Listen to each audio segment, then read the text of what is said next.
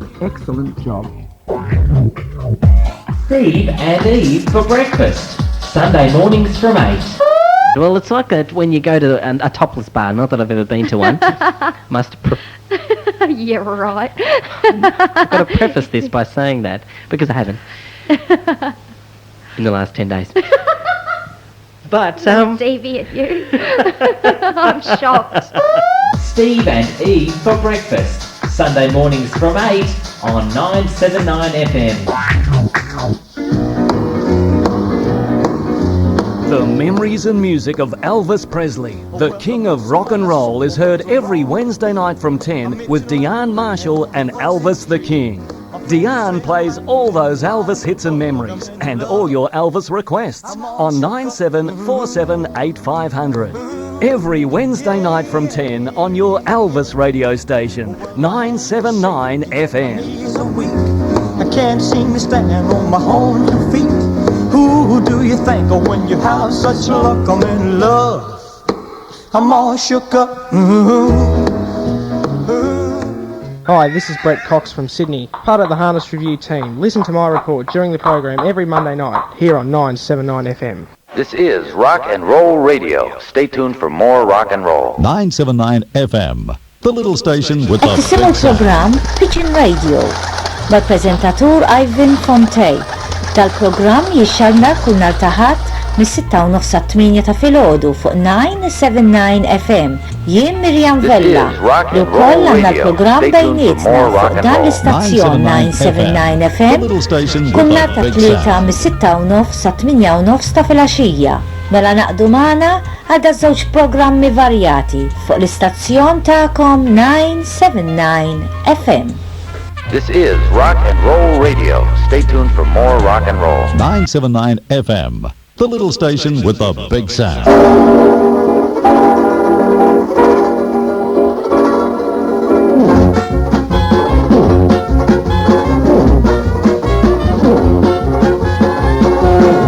Muttley, you snickering floppy-eared hound. When courage is needed, you're never around.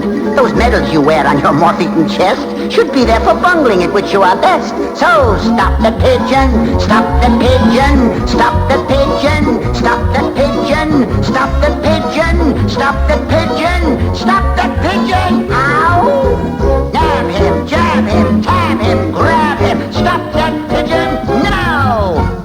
You silly, stop sneaking, it's not worth a chance, for you'll be returned by the seat of your pants. And Clunk, you invent me a thingamabob that catches that pigeon or I lose my job. So stop the pigeon, stop the pigeon, stop the pigeon, stop the pigeon, stop the pigeon, stop the pigeon, stop the pigeon. Ow! Nab him, jab him, tab him, grab him, stop that pigeon now! And a good morning to you all, and you're tuned to 979 FM here in Melton. Our studio telephone number is 9747 8500. Our fax number here at the studio is 9747 0405. Our post office box address is PO Box 979 Melton 3337. Our website address for Pigeon Radio is www.mihci.org, and Pigeon Radio is brought to you each week at 6:30am here on 979 FM by the Melton Invitation Homing Club Incorporated. And a good morning to Mr. Ray Capel. Good morning, Ivan. How are you, mate? Good, mate. Just a little bit of a word we got there. If anyone is getting poor reception or they can't receive us this morning, it is due to our radio station having a new antenna installed. Yeah, it got hit by lightning last Sunday in that storm. It got hit, Raymond. Hit? Yeah, but we're getting into Melton, and we're getting out. We are getting out, but we're at half power at the moment, so if we're a bit scratchy, bear with us. But our signal in the next week or so will be coming back to normal, because new aerial is being built as we speak. A thunderbolt from the heavens. From heaven, yeah. A shocking disaster. So what's happening, Raymond, in the racing pigeon world? Well, I haven't heard if Van Fenton got up there. I was talking to him yesterday morning. He was expecting big things. Was he really? Yes. Well, maybe when Tony McPherson... Tony will probably have the information. Gives us a call later on. We hope so. I was going through an old book here, actually June 1983 it was, an edition, and there was a poem here called Regal Pride. It was done a poem done by Dan Maroney. It's a sad little poem. I read it and... just read it then. We read it? Yeah. All right. This is a sad little poem, tells the story of the loneliest in old age. When only a man has his memories to look back on. Regal Pride was old Billy's favourite pigeon. The best pigeon he ever raced. The bird had won for him as many of his birds had. But this pigeon was one he always talked about. The one bird of his life. And as old age crept up and took old Billy's sanity away, Regal Pride was still there. I used to visit him out at the institution, and as he still talked about Regal Pride, even though nothing else mattered to him, he was still able to think about the past. Thanks to this one pigeon, Regal Pride. This is for you, Billy, old China, old mate. When the roaring white waves were receding, flowing peacefully onto the shore, while his winged wary pigeons were speeding to race home to start battle some more. When bright hopes in old age were dimming and the winners were few far and wide, in the moments when darkness was simming, old Billy would clock Regal Pride. When the pigeon world hours he'd remember were gone with their glamour and glow, when the flame had died out and the ember in the ashes lay coldly below, when the flowers in his garden he tended lay fading dead by his side, when the glory of racing seemed ended, the old boy would clock Regal Pride. When he came to the close of his life story and put by the book with a sigh, when the last of the sun's golden glory was pale in the weary old sky, when he cared not for evening or morning, and behind the life dreams would hide, across the ranges when sunrise was dawning, once again he would see Regal Pride. Those memories would proudly come flowing, like waves in a blue-purple sea. They were this when the trade winds were blowing, when his world seemed so ageless and free. He would see them in light times of gladness, those moments so swiftly would glide, for he wouldn't be haunted by sadness, the days would clock Regal Pride. As the crack of the dawn he'd be waiting, standing steadfast and loyal and true, while the seabirds were mating and calling, and the red blush of dawn turned to blue. All day he would wait till the setting of sunlight when shadows would wide, all the worries of old age forgetting, when his eyes would soon see Regal Pride. That was done by Dan Maroney. Well, I didn't know we had poetry writers in the pigeon world. That was excellent. I thought that was a damn good little poem. It was. You know what? I found a lot of information on the Jansen Brothers this Have week. you? Well, you'd like to get into this memorabilia stuff. Yeah, I love it. It's good. Did you know that in 1872... That's when Chief Sitting Bull was fighting with... No, seriously. In 1872, the year that Henry Jansen was born. Yes? He founded the Jansen family of pigeons. Henry had his first pigeon in 1886. He was at the time better known under the name Dresky de Pauw. Henry married Pauline, who was born in 1877. They both worked very hard all their lives. Their marriage produced 9 children. 7 were boys and 2 were girls. Their names were... Filthy devils. Their names were Fons, Franz, Jeff, Vic, Irma, Adrian, Sherelle, Marie and Lewis. Henry was one of the original fanciers that founded the Pigeon Club in Arendonk. He was a top fancier right from the very beginning. In the period from 1908 until 1914, he had very famous ace pigeons, such as Het Blauw, with 20 firsts. This pigeon won 20 first feds. Alright, already at that time he won some bicycles in the races. They used to give out bikes for prizes. That'd be worth a fortune back then. Yeah. Henry was a quiet man who loved nature, and everything that had to do with pigeons had to do with nature. Because of that, he was an enemy of winter breeding and also of the widowhood system. So the original Mr. Jansen did not use the widowhood system. All these tricky things made him angry with an endless amount of love and care. Henry used his eyes and his knowledge, and with the help of the majority of his family, he built his own family of birds. All the children had to take part and share in their father's hobby. For instance, the cleaning of the lofts was done by the girls as well as the boys. Henry died in 1947. His wife Pauline was the head of the family until she passed away in 1967. She was known for her kindness, and all the children loved her very much. Henry, as I mentioned earlier, was only interested in racing the natural system. And in spite of the fact that the sons built a widowhood section, it was never used as long as he was alive. Henry was very much afraid that the use of the widowhood system would, after a few years, hurt the quality of his pigeon family due to the fact that he would not be able to test the race quality of the hens. You see, many of his best birds were hens. Remember that. The original Jansens, the best birds were the hens.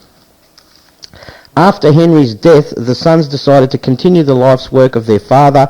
In the meantime, some of the children were married. Those that remained divided the work amongst themselves. Adrian took care of the nest birds and the young birds. Lewis took care of the breeders. Jeff did the shipping, the cleaning of the nest bowls, the opening of the clocks, and the care of the dog. Mother Pauline and Irma did the household chores and took care of all the visitors. It was finally decided that Cheryl would take care of the widowers. Yes, you heard it well. After the death of their father, the sons started very carefully trying the widowhood system. At first with only 4 cocks. These were the Ode Donker, the Ode Lichter, and the Rode, and the Lichter Voss. They had not forgotten the wise words of their father. They made sure that the natural system, as well as the breeding, was still first in line. So there you go. There's a bit of trivia for you about Jansens. You got a lot more there too. I do. I have a lot more. Stuff there, son. Oh, it's and how amazing story. And how's your mate, Mr. Hooven? Have you been talking to him lately? Yes, I have, and we're organising him to come on the show, but we'll have to get a translator because Jeff and Nadia don't speak English very well. Luke speaks English, but he says he doesn't know a lot about the birds, that he does the paperwork. Well, can't Luke be the translator? Hey? Luke could be the translator. Yeah, but he reckons he doesn't speak English well enough. So they're going to find somebody over there that speaks English properly and have them on the phone as well. So. Well, he lives up near Herbots. Get Herbots to do it. Yeah. Where we could do that, yes. All these contacts and kill 2 birds with the one stone and have 2 personalities. Now, I was reading some of these people's results, and excellent. There's some results here that'll knock your socks off, I'd say.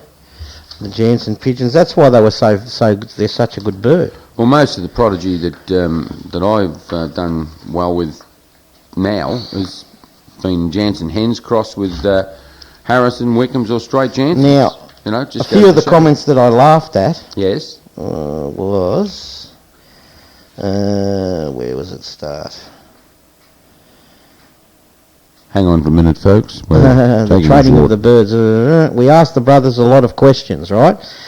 Do you ever give your birds pellets? Now, these were questions directed directly to the Jansen brothers, right? Now, do you ever give your birds pellets? The birds have to stay healthy with normal food. They are not pigs. It was the answer. Some of my birds are pigs the way they glut. What do you think about fanciers that never clean their lofts or put pea straw on the floor? That is no way of keeping pigeons. Again, pigeons are not pigs. Why don't you race long distance? We hate long distance races because there are too many risks for the birds and you lose them often. That our birds can do the job we have proved, but only to stop all that nonsense that our birds couldn't handle the distance. One time we shipped 3 birds to Chottereau, 575 kilometres. We won first, second and fourth in the club. To Sherpen, we shipped to Montargis and Bordeaux, 800 kilometres, and he won 2 times first. Then the gossip was over. After that, we decided only to ship for the short and middle distances. That's what we like. Now, that's what you want. That's how you shut up the critics, you know. Shut them, hit them right where it hurts them, you know. There's another question that was put to them. Are there any real breeding pairs? Pairs that give good birds are not rare, but pairs that give real super birds are very seldom found. Whenever you breed a super bird, this pair is already a very good breeding pair. Do you have any prisoners? No, and we never will, because we think a bird must be able to loft fly. Did you do any polygamous breeding with your stire? No, we never did that. The bird stire means bull. Was given to him because he was such a strong bird. Do you give any injection in order to make the bird fertile longer? No. Over is over. Besides that, we think older pigeons should give their places to the younger ones. The 019 will probably die here. What is it that you like the most in pigeon sport? To watch the birds coming home from a race and see the young birds grow in the nests. How long will you continue racing pigeons? As long as we can walk and climb the stairs to the loft. How do you manage to get along with all these people that visit here? Well, we are used to that. Taking care of the birds is always first in line. Now, here's their race results for over 75 years. For 75 years that the Jansen Brothers have won top prizes in races, they have never advertised. It's the race results that took care of the advertising. We want the listeners to realise that Jeff, Sherelle and Lewis together have a combined age of over 200 years. Their age, and more importantly their ability, deserve great respect. Right, here we go. From 1935 to 1939, listen to this, Raymond, they won over 60 first federations, including April 10th, 1938, 380 pigeons.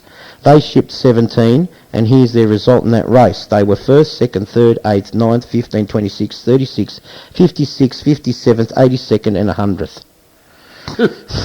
April the 24th, 1938, 294 bird race. The Jansen Brothers shipped 12 birds. They were 1st, 2nd, 4th, 10th, 12th, 26th and 28th. From 1945 to 1951, they won 80 times first federation, including May the 5th, 1945, 682 birds shipped. They shipped 15. They were 1st, 2nd, 4th, 5th, 6th, 7th, 18th, 25th, 30th, 42nd and 92nd. August 29th, 1949, a race with 526 birds. The Jansen Brothers shipped 14. The Jansen Brothers were 1st, 2nd, 3rd, 4th, 5th, 6th, 7th, 13th, 17th, 28th, 31st, 65th, 96th and 174th. May 28th, 1951, 700 pigeons in the race. The Jansen Brothers shipped 18. Their result was 1st, 2nd, 3rd, 4th, 9th, 12th, 23rd, 35th, 38th, 39th,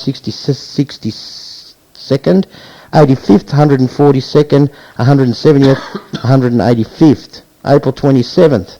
Now this is a result. 203 birds shipped. They shipped 12. They were 1st, 2nd, 3rd, 4th, 5th, 6th, 9th, 12th, 13th, 18th, 32nd and 57th. 1953, I correct myself, 28 first federations. 1954, 30 first federations. 1955, 32 first federations. 1956, 30 first federations. 1957, 17 first federations.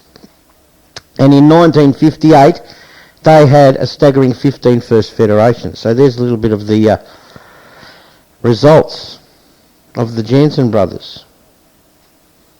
Very good.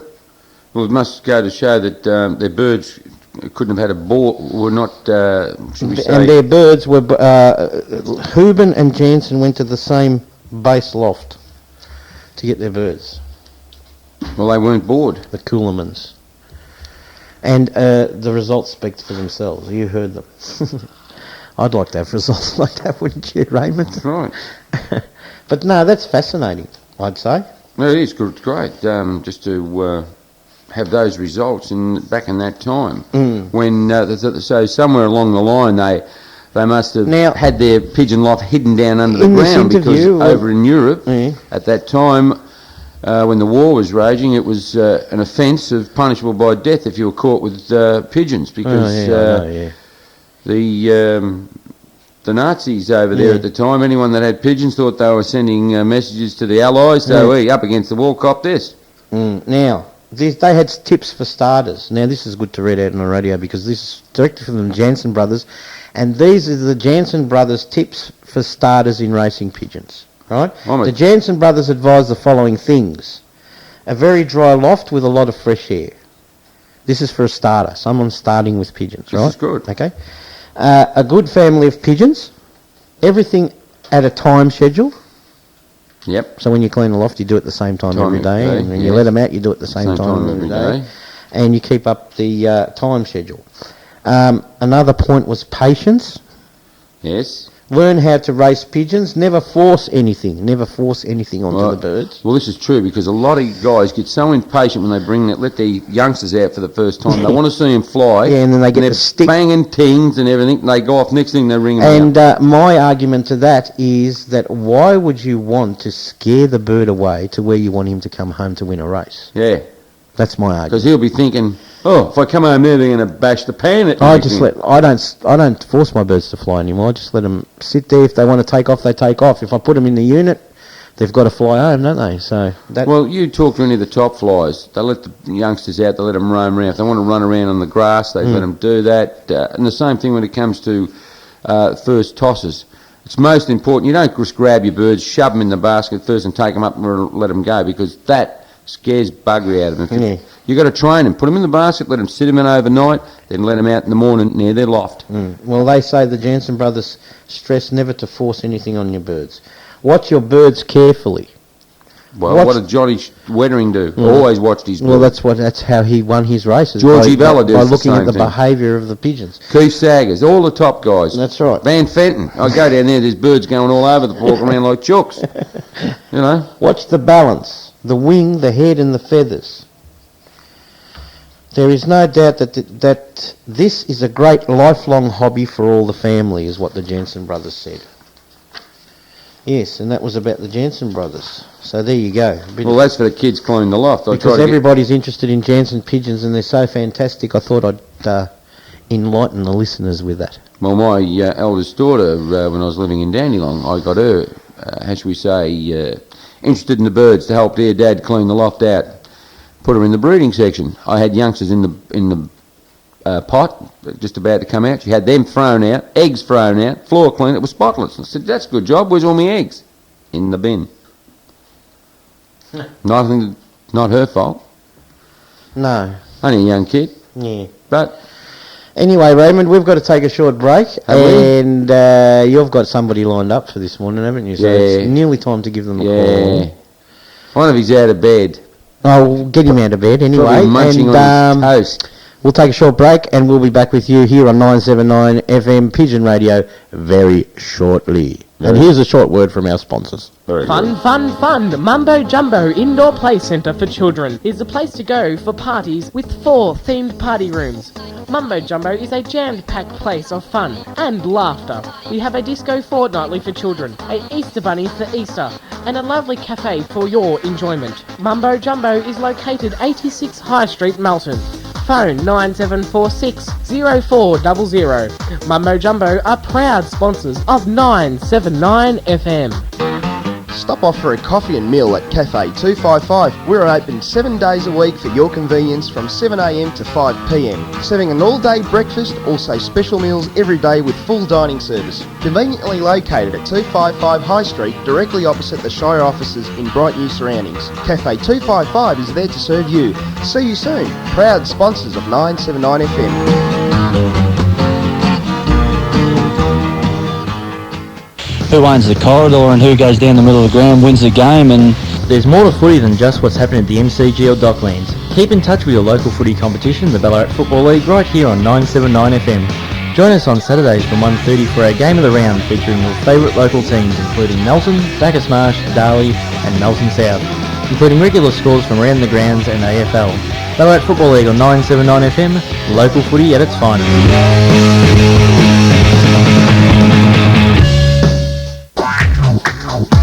Steve and Eve for breakfast. Sunday mornings from 8.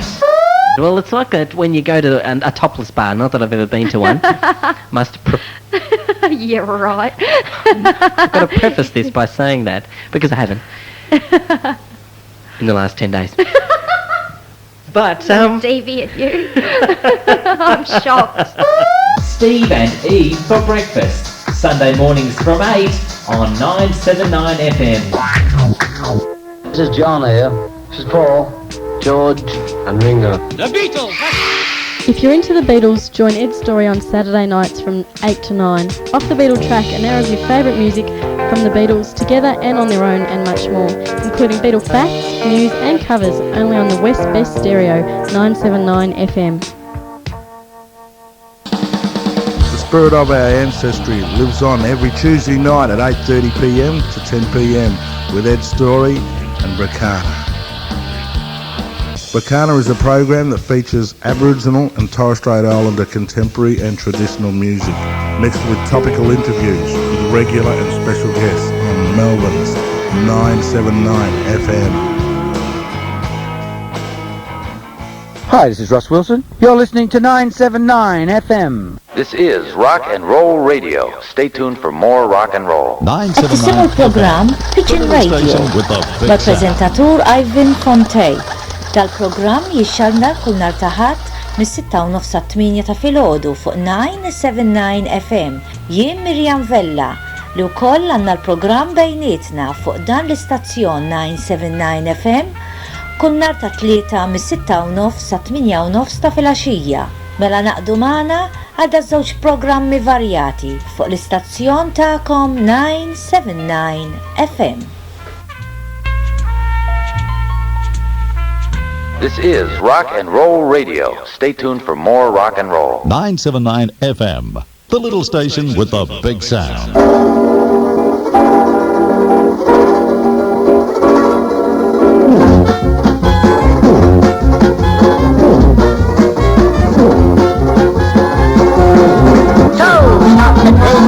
Stop the pigeon, stop the pigeon, stop the pigeon, stop the pigeon, stop the pigeon, stop the pigeon, ow! Nab him, jab him, tab him, grab him, stop the pigeon now!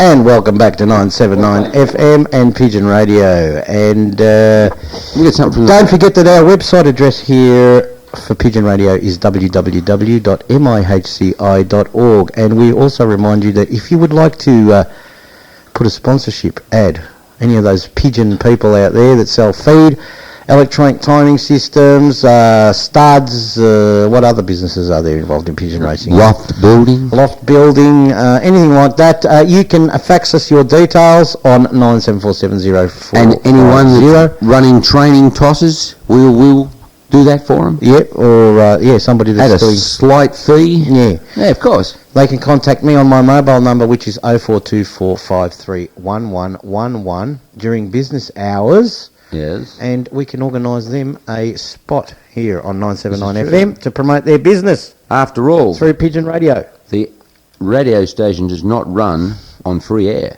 No, it doesn't. This is the problem with everything today. Yeah. Have we got a blast from the past there? I have to play, or later on we have a blast from the past.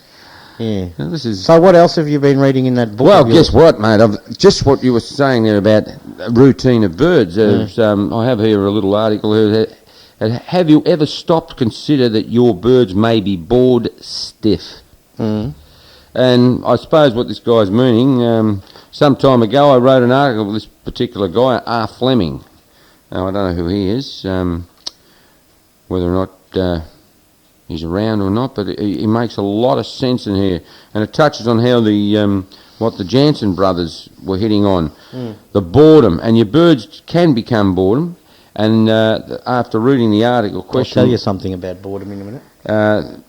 Which come to mind to me, it can be your birds can become trap wary. In other words, they're not interested in going in because they're locked up in the bloody loft all the time. They're the same thing. They walk in, you give them a feed, eat, and they're not let out. And they do become bored. Because if you ever notice your birds and sit back when you let them out, especially the youngsters, how they weave, dive, and they're happy to be out, to get into the fresh air and do what a pigeon does by tearing around, exercising, stretching his muscles, and well, same as you. How'd you like to be locked up in a room? Boredom, 24 hours a day, 7 days a week. No, it wouldn't be. No. So you've got to consider the following carefully, and from what he's got here, daily routine in most loft is most identically throughout Australia, and I believe the word routine pretty well puts a finger on the nerve which would be causing a falling out of form of many fanciers birds. Pigeons are natural birds of habit, taught by a constant, unchanging daily routine imposed on them by owner who has it in his mind firmly implanted in his brain that unchanging routine will, if he continues with it, bring about the success he wishes for. I could produce hundreds of articles which advises fanciers to a strict, rigid and to persist routine and never change. And he's got never in capital letters and highlighted, which is true. But then you've got to look, a lot of guys who start work at 7 o'clock or 7:30 in the morning, or even a little bit later, that they do like to get their birds out, say, at 6:30. And you put them out at 6:30, but as every day, as winter comes on us, those hours are slowly getting away till some mornings it doesn't break light until 7:10, 7:05. So that's half an hour later. I've heard of guys throwing them out in the dark, but I wouldn't do that. No way. Well, you can get a flyaway if you throw them out in the dark. Tell me about it. I had one the other day. Did you? Yes, 70 birds left out. Out of those 70 birds, I got 42 Now, for people back. that are listening and don't understand what a flyaway is, do you want to explain it, please? Because it happened to you the other day, so you're a good bloke to It's explain happened it. twice. Twice this year? Yeah, 70 birds I had out. I got home late from work, or out terracing around what I was doing, normally. And I decided I'll put the birds out and give them their afternoon fly. And what time did you let them out? Oh, stupid me. Put them out at about 4:45, like a wank. And I put them out. And around they were going. They were pretty well happy, tearing around. I was in there giving it a clean and scrape and everything else. And the birds were quite happy and you They were were quite happy. Then half would land and then up they'd go because the magpies had decided to come down and pay me a visit, see if they can get some of the dog food, which I don't mind now and again. So 5:30, I thought, 5:30, 20 to 6, time to come in. So I went in, done the old whistle, boom, hit the roof like a clap of thunder. I thought, oh great, they'll be in. Next thing... A few birds hit the roof, yeah? Well, 3/4 of them I thought were on the roof. Okay. And by 5:45, there was, I suppose, about what I thought was well in excess of half of them in there. And here's the rest up the top, terracing around, going around, trying to come down. Then all of a sudden, because of the daylight hours starting to fade and darkness coming over the top of the loft, they kept flying. They kept flying. They tried to land. Some actually did get down, and then all of a sudden, spook, up they go again. Very jumpy. Now, what do you think that causes that? I think again. Not being in a routine. Routine. I broke the routine. I used to put them out about 3 o'clock. And by 4:30 they were all in. Because I made it later. And the hours were coming in dark. By 5:45 the birds are in. They've had a feed. They've taken up the excess food. They've had a drink and they're sitting on the perch. Here's a different routine put in. Out. Still half them. 70 birds went for a little fly. I could hear them mushing around the night. I caught 3 came down land. I put the lights on, again out of routine, even though some nights I do feed with the lights on to try to get them accustomed to it. Those 3 birds actually took off, and the only reason that I was able to get them because they went into the front of the loft, and one went on the traps and went in. The other 2 I had to catch in the shrubs that I have around the front of my loft. The others departed. So come the following morning, I was up first light. There was 3 birds on the trap. I locked off the section. When I come home, out of 70 birds, I got 42 birds back and 1 reported, which I must say John Camilleri reported that pigeon. Yeah, you reported one of mine too. Yes. Thank you, Mr. Camilleri. Yes, that was very good of John. Well, that goes to show there is people still out there that love the sport, that do get strays and report them. I report every pigeon that comes in, whether it be VHA, VPU, WPF or whatever. I've still got 2 Greater Melbourne birds by there. rights, everybody should report the birds. 2 Greater Melbourne birds that were reported, and they haven't been picked up. They're still sitting there. No, well, that's a bit... I refuse. I will not kill them. I had one guy ring me up and say, will you dispose of the bird? To me, that is bullshit. Yeah. And it's a nice pigeon, a nice blue checker. Nice hen too. Fair enough. Yeah, I put that down to not having a routine. You put it down to not having a routine. Keep taking them out of... Well, you heard it. You heard it. Keep your birds in a routine. Well, that's advisable by most pigeon riders, isn't it? Anyway, we'll be back with you very shortly with our special guest. The Curry House Mountain makes Indian cuisine your cuisine. Specialising in Northern Indian and Tandoori cuisines, the Curry House at 35 Scott Street, Melton, offers you the absolute best and most authentic Indian food at reasonable prices. The Curry House is open from Tuesday to Friday from 11:30 till 2 for lunch and is open every day except Monday from 5 p.m. for dinner. Special discounts on all takeaway food ordered before 7:30 for all members. Just ask for information at the counter for details of our free membership. Phone the Curry House at 35 Scott Street, Melton now on 9743 0411 for the most delicious Indian meal you have ever tasted. The Curry House, a proud sponsor of 979 FM. La Mirage Entertainment Centre, located at 210 Hume Highway, Somerton, is the place to have your next social function. Specialising in weddings, social functions, events, conferences, corporate dinners and live bands. La Mirage Entertainment Centre, it's the perfect place for a function that you'll never forget. Phone La Mirage on 9305 4855. That's 9305 4855. La Mirage Entertainment Centre, proud sponsors of 979 FM. Hello everyone, H.G. Nelson here with Roy Slavin. We're saluting the role played by all those volunteers who work in community broadcasting. Roy, they're tremendous people, they're fit, lively, with that hint of lewd that you'd want in a broadcaster. I've got my hat off, I've got my pants off. How are you seeing it today? Yes, I agree with you, actually. I'm been over the bonnet for them. I've loved community radio, as you well know. When I first started with a crystal set with Lithgow FM, there were only one listener, i.e. me.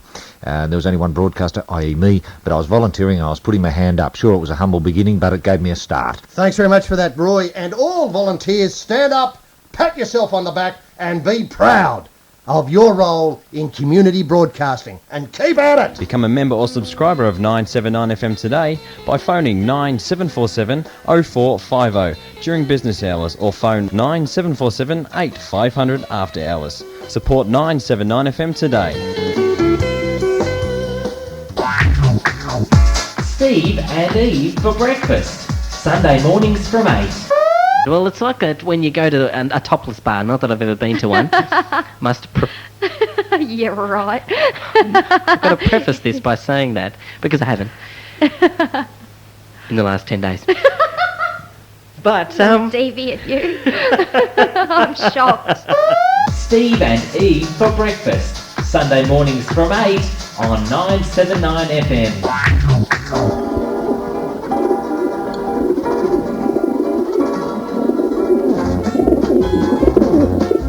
Presented by the Melton Invitation Homing Club, every Sunday from 6:30 to 8am.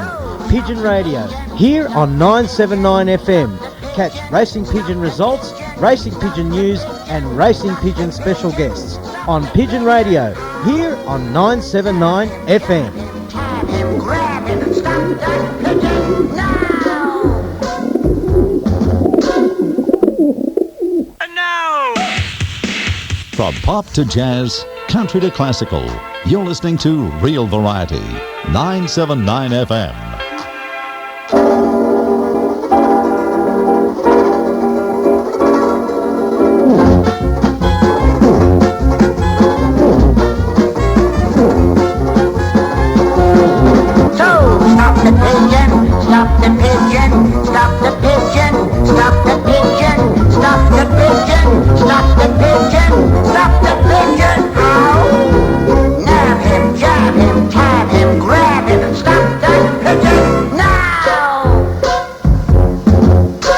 And welcome back to 979 FM and Pigeon Radio, here brought to you by the Melton Invitation Homing Club Incorporated, and our website address is www.mihci.org.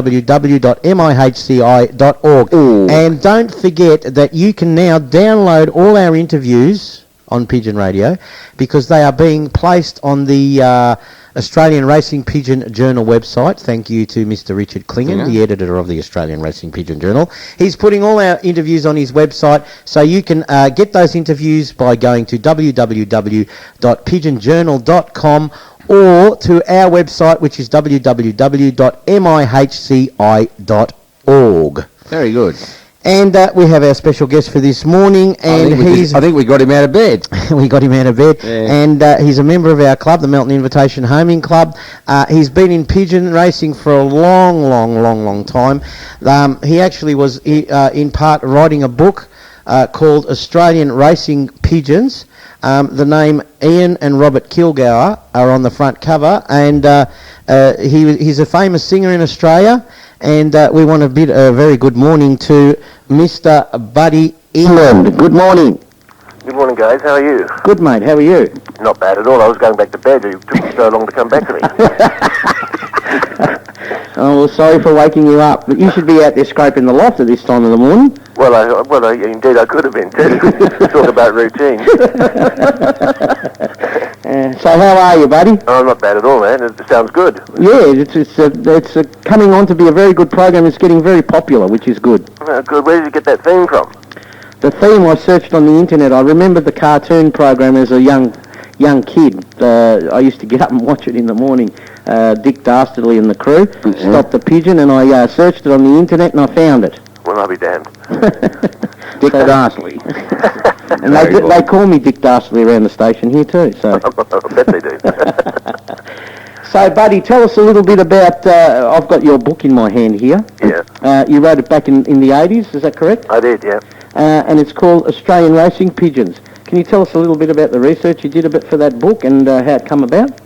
Yeah, I was at the time editing the first coloured magazine for Australia called Australian Racing Pigeons, and or the Australian Racing Pigeon, I think it was called then. Yeah. And I was doing the editing on that and interviewing and touring and doing bits and pieces. And the publisher Rigby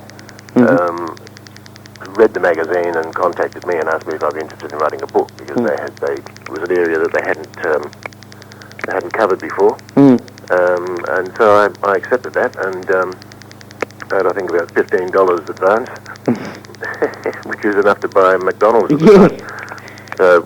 We then toured the country, went to every state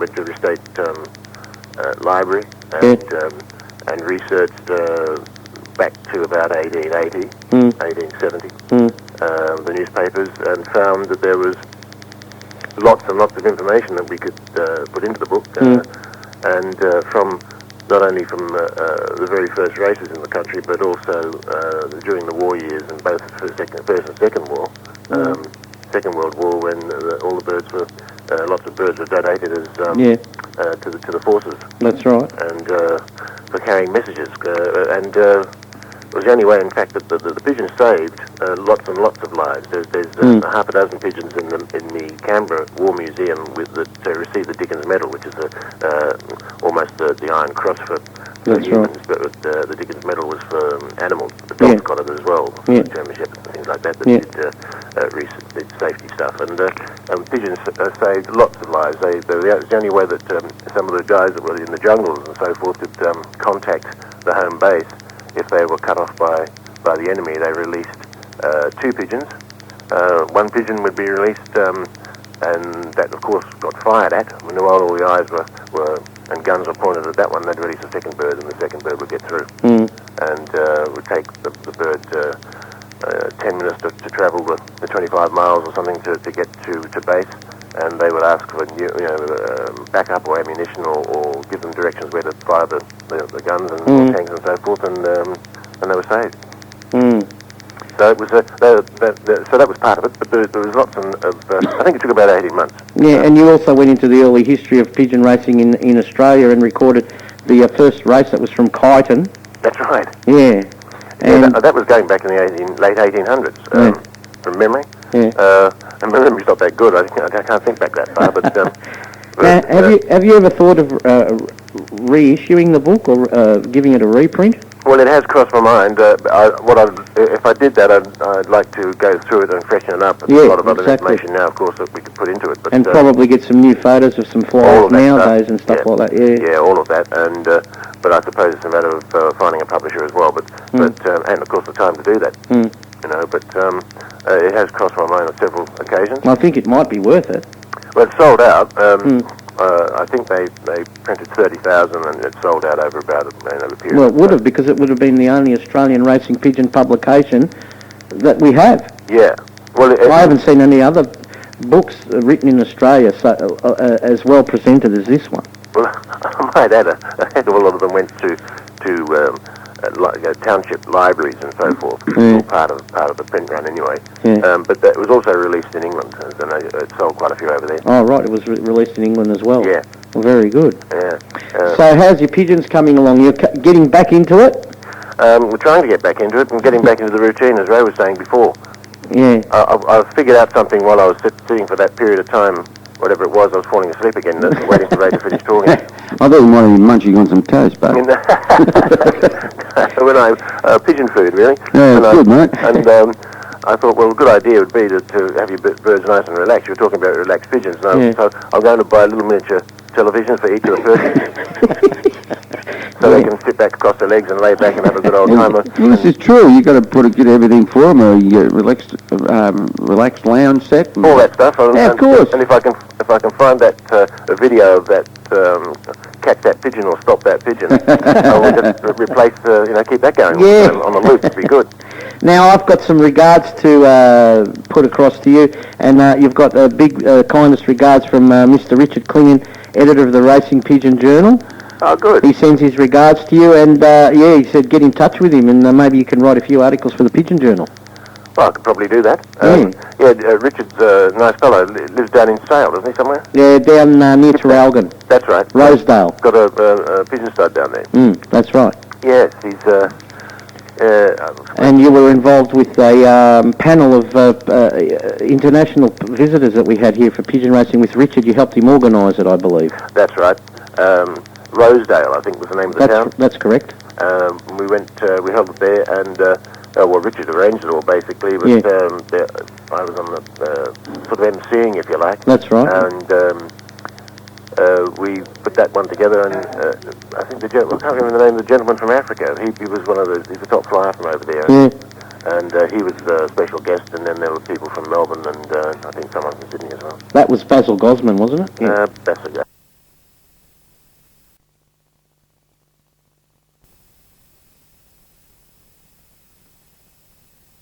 Into it, you're not going to get the best effort back from them. So, correct, yeah. But I will be racing some races, and also club races and some special races that I've bought special rings for. Good on you. And also South Africa as well. I've bred for you've got, how many birds you got going to the South African race? I've bred 30 with South Africa rings, and I'm going to choose 9. I'm putting 3 syndicates together. And I've sold out of 1.5 syndicates, so I've got 1.5 syndicates to go. Now, did you have any birds in last year's race? I did. I only had 1 syndicate last year. Okay. And I only sent 2 birds. And how'd you go? They got lost in the race, along with about 1,000 others. I don't know what happened there, but they lost. They didn't get back in race times. So, but they flew quite well in the training runs, but other than that, they disappeared along with a lot of other birds from around the world. But you've got to be in it to win it, and that's right. It's a big race. I mean, it was $250,000 US. It's a huge race, and it'd be good if somebody organised something like that here. Actually, Richard was talking to me about that the other day and said, "Oh, we need somebody to organise a really good one-loft race in Melbourne." Yeah, well, I was thinking of doing that, and when I say thinking, I actually took past the thinking stage. I wrote a fairly concise document of how the whole thing should be put together and where it should be raced to, and where it should be raced from. I think the one in South Africa is a bit short. It's only 350 miles. Yeah, and I think it's a bit short. I think a 500-mile race would be the go. Yeah. And it gives them time to break, because the South African, when they come in the bunch, and it's the first that runs through the traps. Yeah. But it'd be nice to have them coming in individually, as best you can anyway. But anyway, the document I still have, and the idea was to tie it into one of the big hotels in the city, and also to have it based in the middle of one of the major race courses, and so that it could be then set to video. We could have pigeon cam, in fact. Yeah, that's right. You could. And have several of the pigeons being released with the pigeons with a cam on it, and radar and all sorts of things. I mean, you could make it quite interesting. But for the people who fly that come in from overseas, international and local people could all come go to the main room at the race course, or indeed the hotel. And but I think it takes to watch the race and see it on a big screen, but and just watch who's coming in, where it's coming in. You could actually have, because of the rings these days, as you know, you could have it computerized so that you could actually tell whose bird it is. Yeah. Well, maybe we can discuss this at the club meeting this Wednesday night, Buddy. We might want to get a little committee together, because I'd be interested in going on that and trying to give you a hand if you wanted to pursue something on that, mate. If you do that, it's... And I'm sure the Federation would be behind it too. Because a lot of people have asked me, why don't we have something like that? I know Kenny McCall down at Geelong, he'd love to get in something like that. He'd be in that like a flash. Well, it would take a fairly well-versed team of people involved in racing to manage it, because it'd have to be done. It'd have to be done properly, but we could get Richard involved with the Pigeon Journal, and indeed do it that way. Yep. We get enough people involved, and one major sponsor you'd really need to guarantee the prize money to begin with. But I think you would get a couple of thousand birds internationally and locally. Not only having this race, but it'll give the public a broader, I suppose, outlook on the racing of pigeons, and you'd be able to also promote junior flyers to come back in. There is something at the end of that their hard yakka with something like this. Oh, indeed. I think racing pigeons as a sport has been looked upon by those who don't understand too much about it, such as people in the media and so forth. That's correct. Like Darren Hinch saying they're the rats of the sky, etc. Yeah, well, good old Darren. I mean, you should have a look at himself. Nice fellow, I might add. Yeah, you don't knock that. He's all right. He does a good job. I listen to him. He does do a good job. I think it's looked upon as being a sort of backyard sport, but it's not really. It's quite an expensive sport to get involved in, as you guys know. And it's the same way as people with the bowling bowls. They all say, that's for the elderly. But you have a look at the young guys that are actually in playing that. Oh, the world champions are young. And it's the same thing with the pigeon game. And pigeons is a family orientated sport. You can get all the family in it, your kids from juniors up, and if they want to persist when they get older and have their own kids in it, it's great. And this is the way this sport is going to prosper, and it won't die. If we can get something like this going, we can get together and get this going. Well, it needs to lift the profile, and I think that something like that will lift the profile. Yeah, that's correct. And it would certainly shock the media into exposing the game as being a highly professional operation, And in some areas it isn't, but then that happens in a lot of sports. Now, I always argue with people that pigeon racing is pretty much the same as horse racing in theory. You're involved with the horses as well, aren't you? Yes, I am. Now, what comparisons do you bring between horse racing and pigeon racing? Being involved with horses now, as you are. You don't have to pay a jockey. No, that's for sure. But in a way, you are the jockey because you're training the buggers. There's a lot of comparisons. Probably one of the main comparisons is repetition of training activity, and the right foods and all those things. To get so you've got to have the pigeons fit. They can't. A lot of people don't understand that pigeons are meant to fly, and they'll fly as far as you want to send them, basically, within reason. What's the furthest race here is 1,000 miles. So, I think it's 1,000 miles, isn't it? 750 days or something? 1,000 kilometres. Yeah, Dr. Colin Walker runs a 700-mile race. Yeah. 700, So, they're not going to fly 700 miles in race time if they're not fit, and they don't get the right food, and they're not looked after, and so forth. So, same thing with horses. You only need one pigeon. The same as you only need one horse. The horse is good enough, and the one pigeon is good enough. And I remember just on that point, I put one pigeon in a major Victorian Homing Association race. The guys were putting in their 20s and 30s and so forth some years ago. And the bird already won 3 for me and got several places, and also won the 500, won 350, I think 4 and a 500. And this was over 500, and it was, I'm trying to think of what they called it, a produce or something like that. And anyway, it was a major race, and I put one bird in. The guy, one of the fellows from the VHA said, you haven't got a bloody chance for putting one bird in. And I said, how many does it take for you to win? He said, one. I said, well, there you go. And anyway, when all the birds were basketed, the guys came. This guy fellow came over and he said, "Your bird isn't in the basket." And I said, "Yes, it was." So, cut a long story short, we went out to the panniers who were at the back, being ready to be loaded up onto the trucks. And I said, "Which one was the areas where the basket came from?" And we went along and I went through the different layers, and there's my blue checker Pride hen sitting right up against the wire. And I said, "That's her there." He said, "Sure." And I got him out and got her out, and it was. Anyway, she won it. Won the race. Very good. And I had it pooled and so forth, and the guy who came over and apologised and said, "Well done," afterwards. But you got to know your birds too. Yeah, that's right. That was the same thing with Glenn McCann down here at in the WPF. One pigeon he put in for the national, and he won it. Yeah.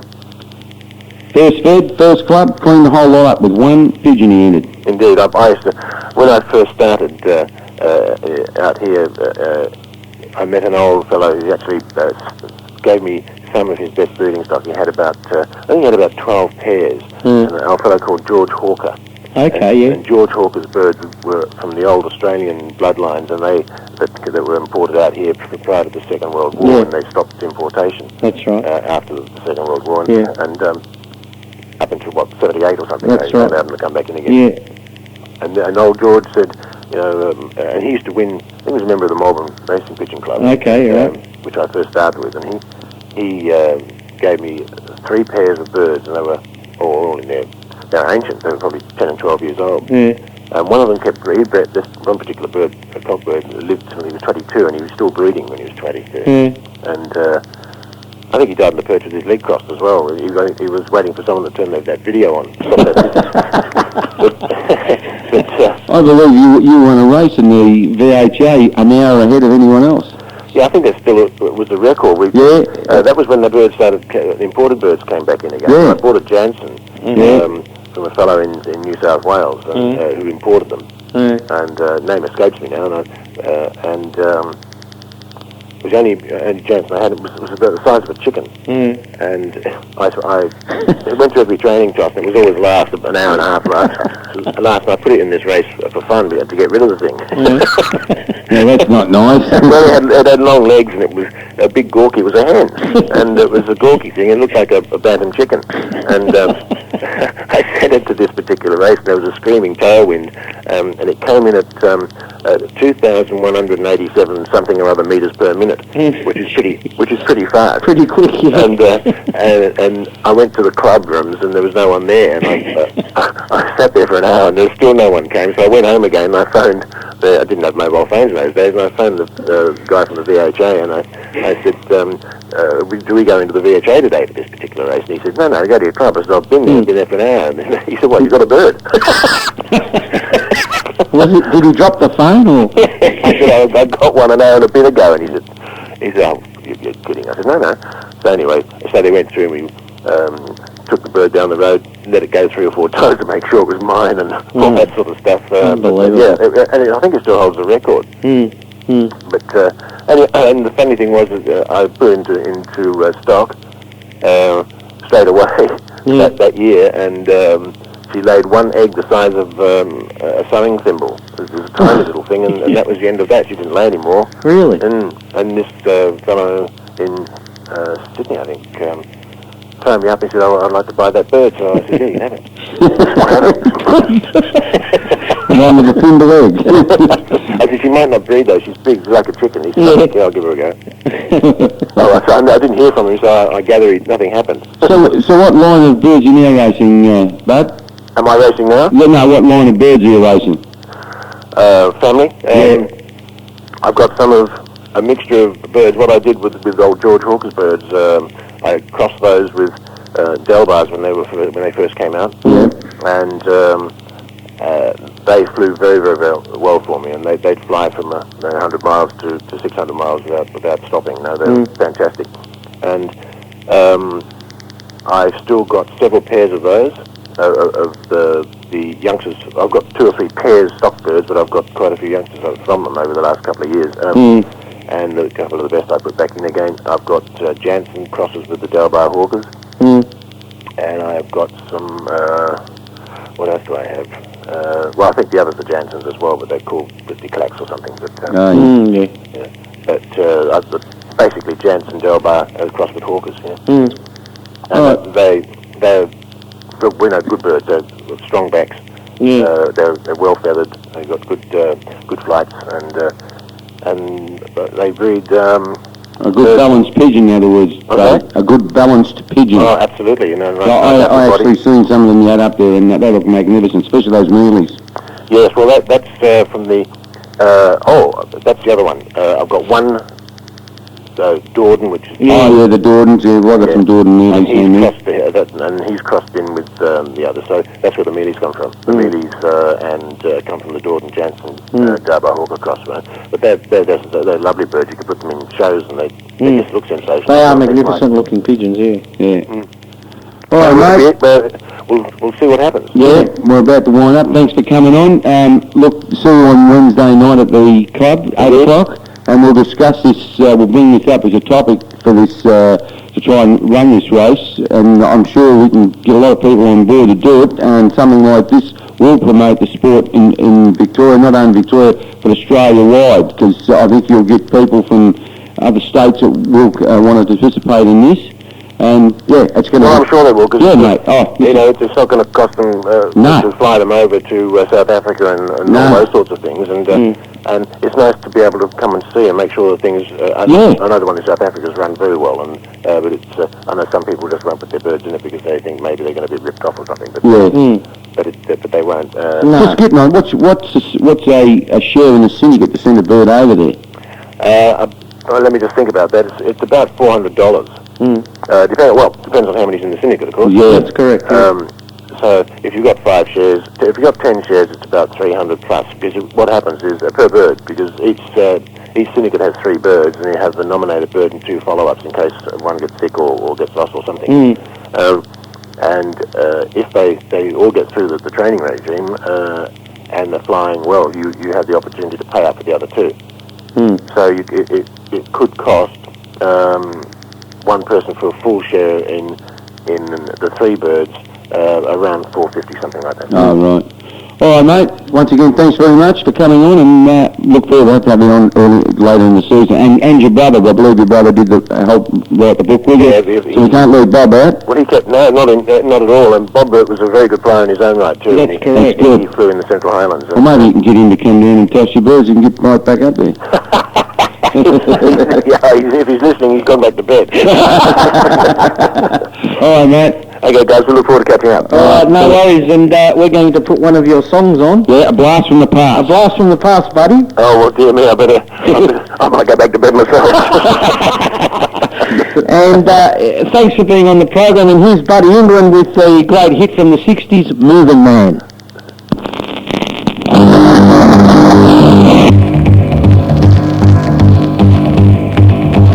Please, Mr. Moving Man, drive away your moving van and leave my baby here with me.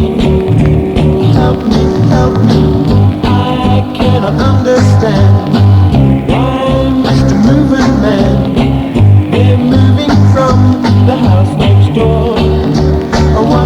What for?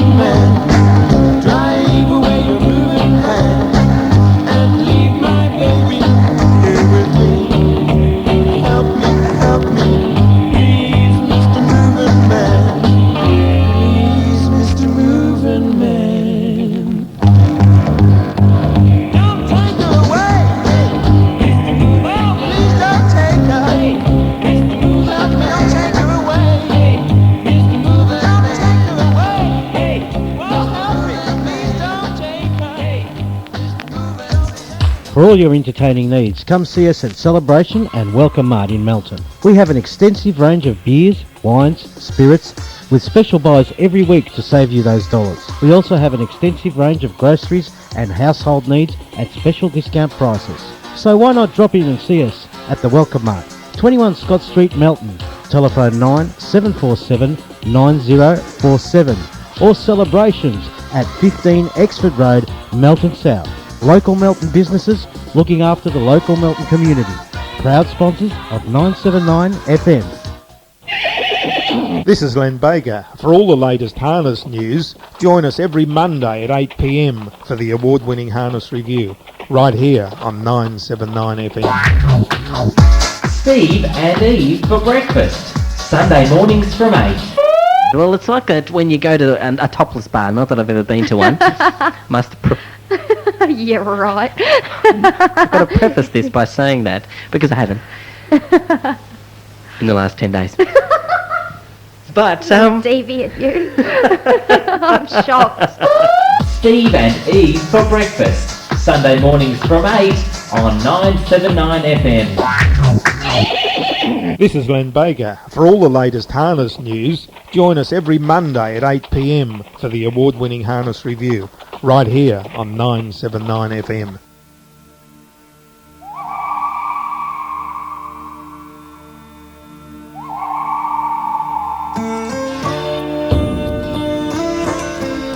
Listen to the Croatian program here on 979 FM every Sunday from 10 p.m. to 12 a.m.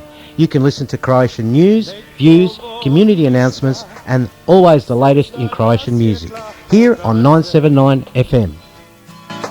Daleko je srce, nije ono ovdje uz mene. Community Radio. Over 350 not-for-profit stations across Australia, just like this one.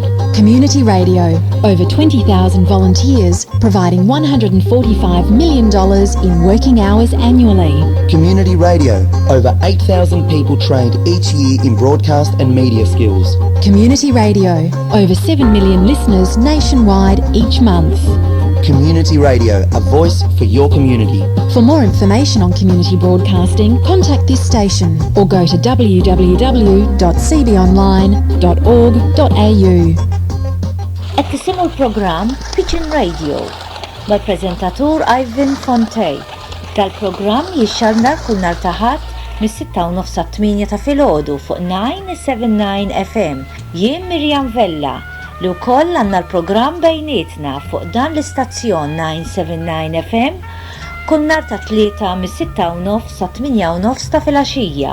Mela naqdu magħna għadda żewġ programmi varjati fuq l-istazzjon tagħkom 979 FM. G'day, this is Jimmy Barnes here from Cold Chisel. Hi, Ringo here. Hi, it's Paul Kelly here. 979 FM, the home of the West's best stereo.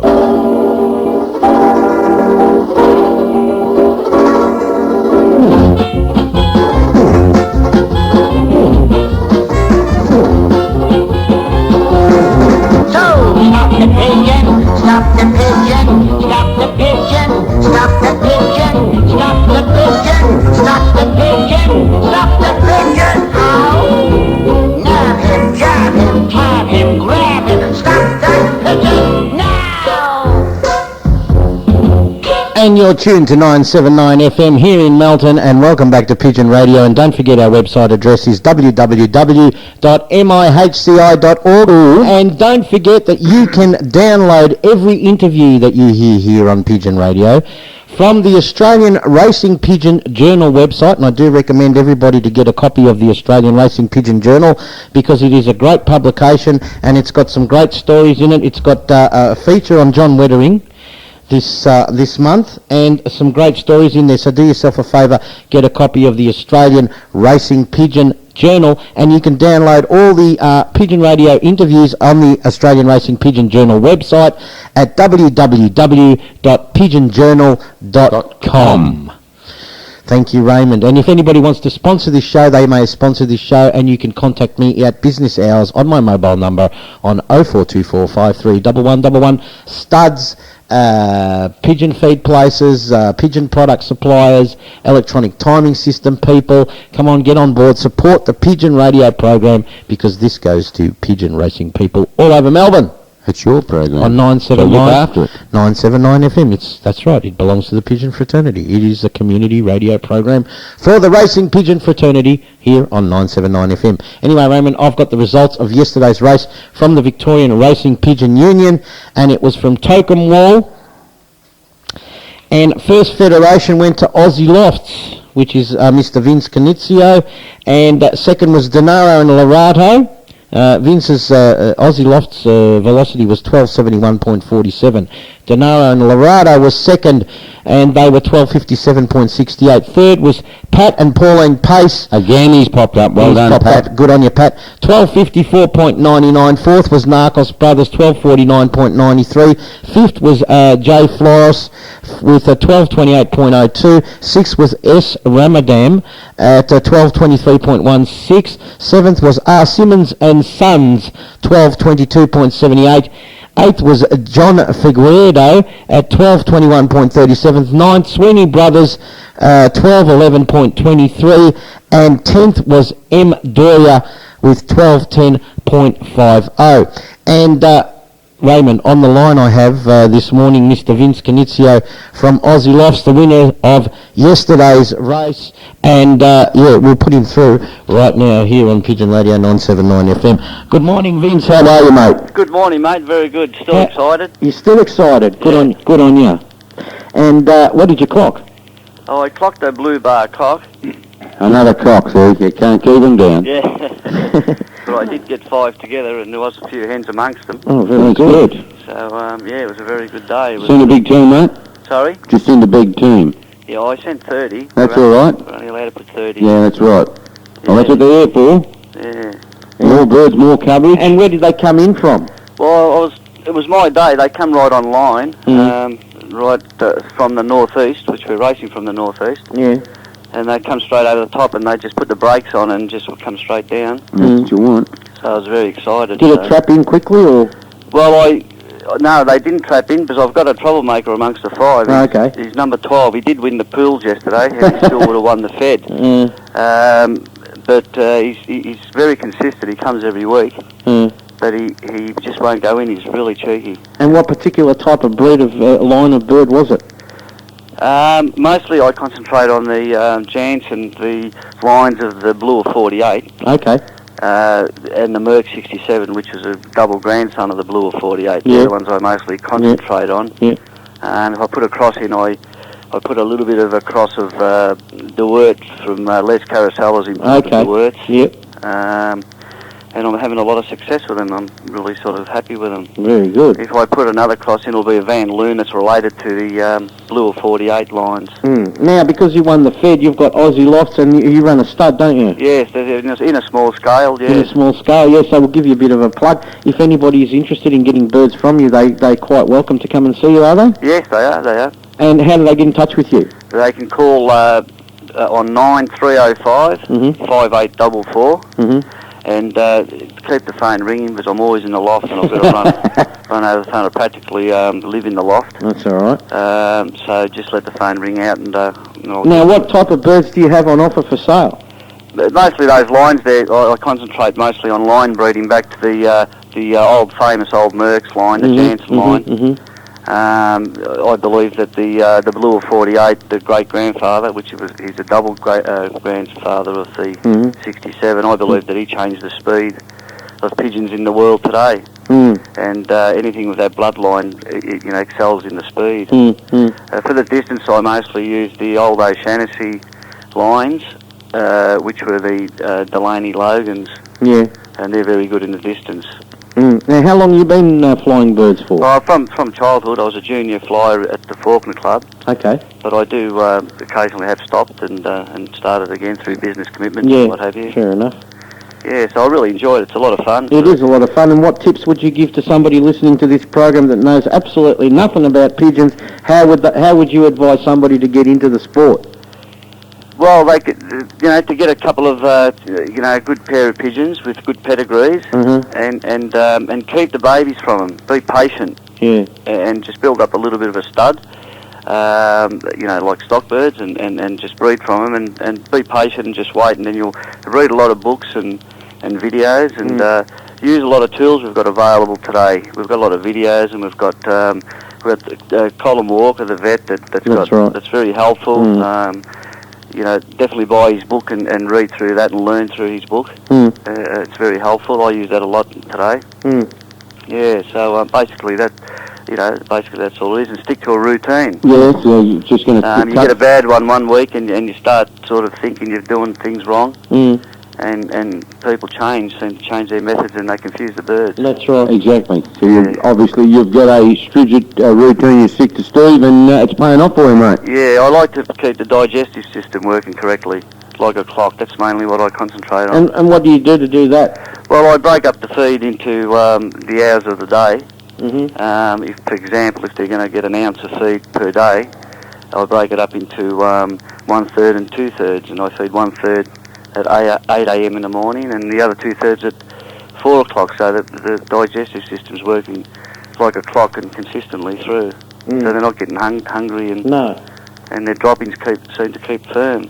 Do you use any of the natural ingredients like garlic, vinegar? Yeah, I do. I like apple cider vinegar. Yeah, good stuff. I like Colin Walker's products, and Fernando's Wing Powers race mix is very good.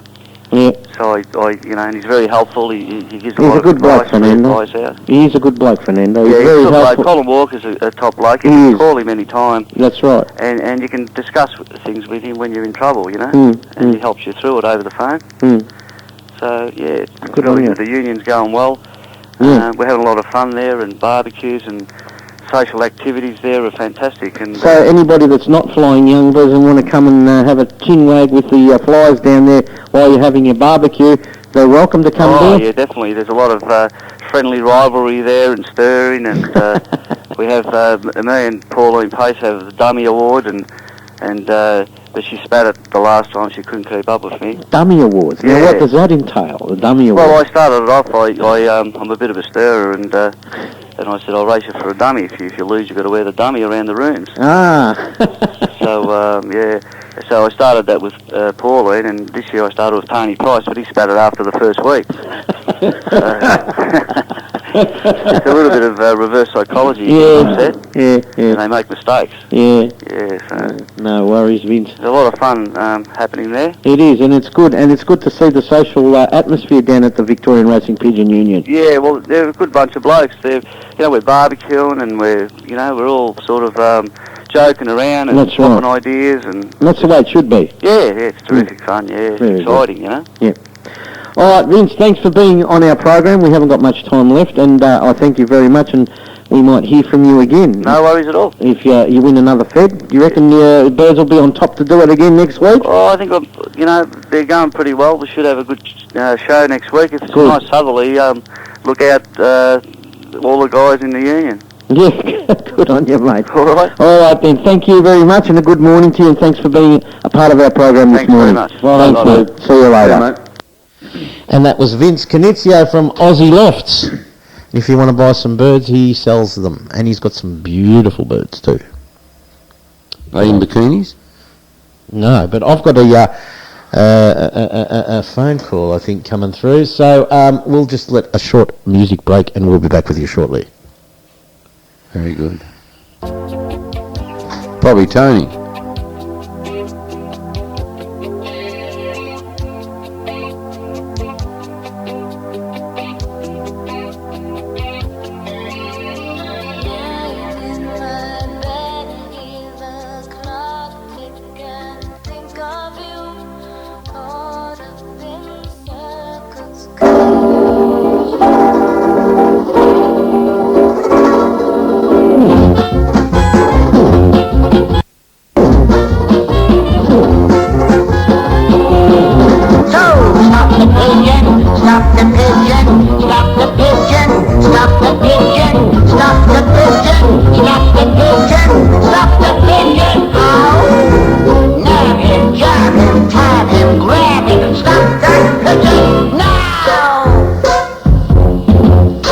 tuned to Pigeon Radio here on 979 FM here in Melton, and we have our Southeastern Pigeon Radio correspondent, Mr. Tony McPherson.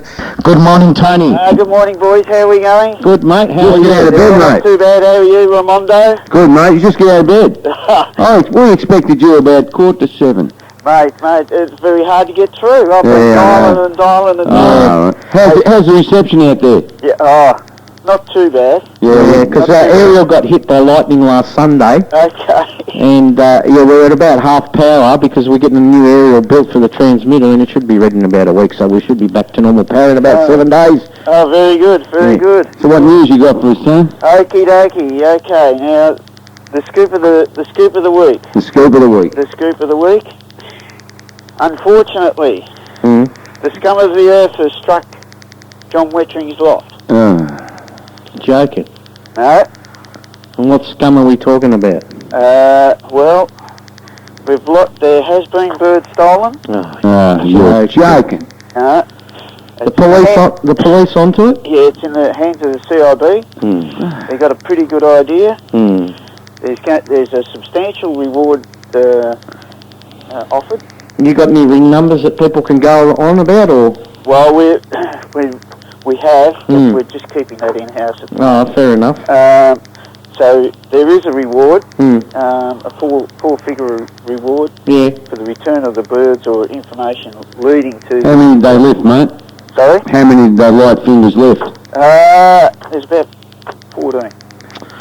Obviously they knew what they were looking for. Yes and no. Yes and no? Yes and no. Yes. Well, that's some bad news, and that, to happen to a person like John Wettering is... Well, especially at this time when he's... The man's down, they've got to kick him in the guts a bit more. That's a prick's axe. Excuse the expression, but it is. Yeah, well... I don't stand for that shit. Well, I was talking to him yesterday. We were down there doing an audit, checking out what's gone, what's not gone, we've seen how they've got into the loft. The CIB are involved. Yeah, good. Like I say, there's a reward offered. Anyone who's got any information can contact this phone number, which is 9705 3111, and that is the Casey Cardinia Crime Desk. And just quote this reference, LED 60016. All information will be confidentially taken care of.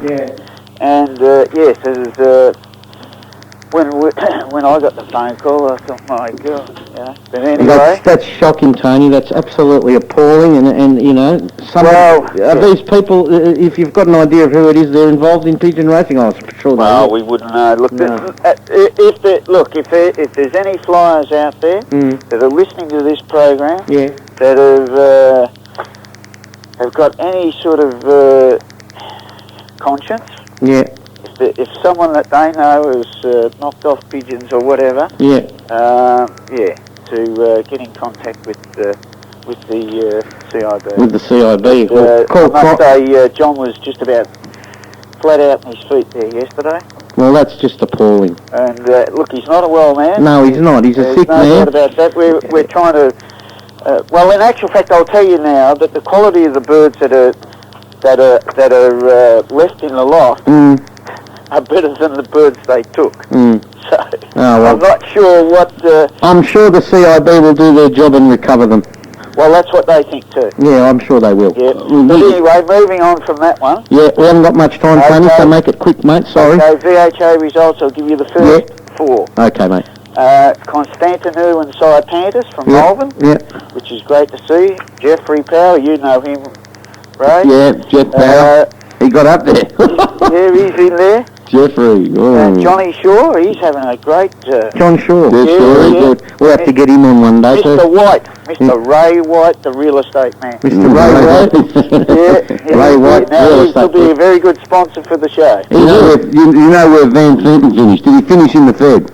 Les Fenton. I'm looking down low, mate. I'm looking low. Oh, God. Hand 7th is 8th. Les Fenton, 12th. 12, well, he got there. He's in the Fed anyway. He's in the Fed, yes. Now, I'm sorry, Tony, we've got Steve and Eve here shuffling me out of the studio. We'll touch on this next week, mate, if you can bring it, get on early, mate. Can you get on to us earlier next week and we'll have a really good talk about it? I'll be on about 5 past... I'll be on 25 to 7. 25 to 7, get on there early, mate. We'll have a coffee and tea with you. I'll be on at 6:31. All right, mate. Okay, we better go now because we've got to get these people in here. All right, thanks, mate. Steve, you'll kick us right where we'll feel if we don't get off the station. Have a good day, and if anybody's got any information on Mr. John Weathering's birds, please contact your local Criminal Investigations Bureau, which is the CIB, Victoria Police. That's correct. Good on you, Tony. And thanks very much. Hold on the line and we'll have a chat to you after the show. Thanks, mate. All right, mate. No worries. Bye. Bye. And that was our southeastern correspondent, Mr. Tony McPherson, covering the VHA in the Greater Melbourne. And Ray, we've got to go out of here because Steve's giving me dirty looks. Steve's giving me dirty looks. Steve's got the hatchet out. He's going to pluck some of those pigeons of mine. Steve's a deviant. He likes looking at topless dancers or something, I heard here. Did you go to one of those nightclubs last night? Watch the pole dancing or something? No, not at all. Oh, God. Steph, I heard what kind of a deviant are you? Anyway, we've got to go, Raymond. I know we've got to. All right, so say goodbye, Raymond. Goodbye. Good morning, good evening, and all good flying for I think next week's the Derby, isn't it? Yeah, it's the Derby next week. The big Derby. The big Derby. The money winners. So we'll catch you here at 6:30 a.m. if somebody drops the keys off to me again. I had to chase keys. All the best ball flies out there next week. Whatever club you're flying with. Yeah, we'll hear you next week here on Pigeon Radio at 6:30 a.m. on your station 979 FM. Good.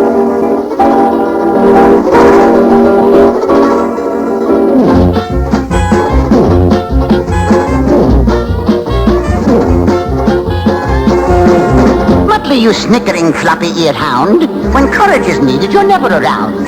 Those medals you wear on your moth-eaten chest should be there for bungling at which you are best. So stop the pigeon, stop the pigeon, stop the pigeon, stop the pigeon, stop the pigeon, stop the pigeon, stop the pigeon. Ow!